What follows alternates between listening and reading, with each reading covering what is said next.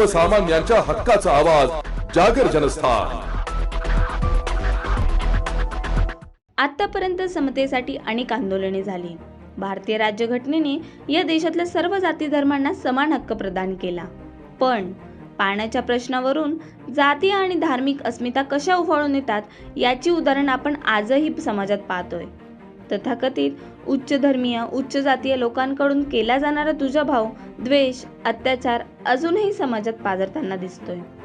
चौदार तळ्याचा सत्याग्रह होत असताना डॉक्टर बाबासाहेब आंबेडकर यांनी लोकांना उद्देशून म्हटले होते, चौदार तळ्याचे पाणी प्यायल्याने तुम्ही आम्ही अमर होऊ अशातला भाग नाही। आजपर्यंत चौदार तळ्याचे पाणी पेलो नव्हतो तरी तुम्ही आम्ही काही मेलो नव्हतो।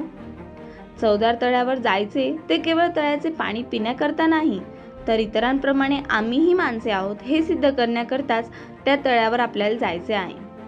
भारतातील जाती व्यवस्थेने शोषण केलेल्या तसंच त्यावेळी अस्पृश्य मानल्या जाणाऱ्या दलित जातींना सरकारी आणि सार्वजनिक मालमत्तेवर समान हक्क देणारा कायदा 1923 साली मुंबई कायदे मंडळाने संमत केला। त्याची अंमलबजावणी करण्यासाठी महाड नगरपालिकेच्या पुढाकाराने डॉक्टर बाबासाहेब आंबेडकरांची सभा आयोजित करण्यात आली होती। सार्वजनिक ठिकाण, पाणवठे आणि चौदार तळ अस्पृश्यांसाठी खुले करण्यात यावं यासाठी झालेल्या सत्याग्रहात समाजातील नेते मंडळही सहभागी झाले होते। या ऐतिहासिक सत्याग्रहात 3000हून अधिक लोक सहभागी झाल्याची सरकारी दप्तरी नोंद आहे। आम्हीही माणसे आहोत हे जगाला ठणकावून सांगण्यासाठीचा लढा मात्र अजूनही संपलेला नाही। त्यामुळे या महाडच्या सत्याग्रहाचं मोल आजही अधोरेखित होतंय। ब्युरो रिपोर्ट, जागर जनस्थान, नाशिक।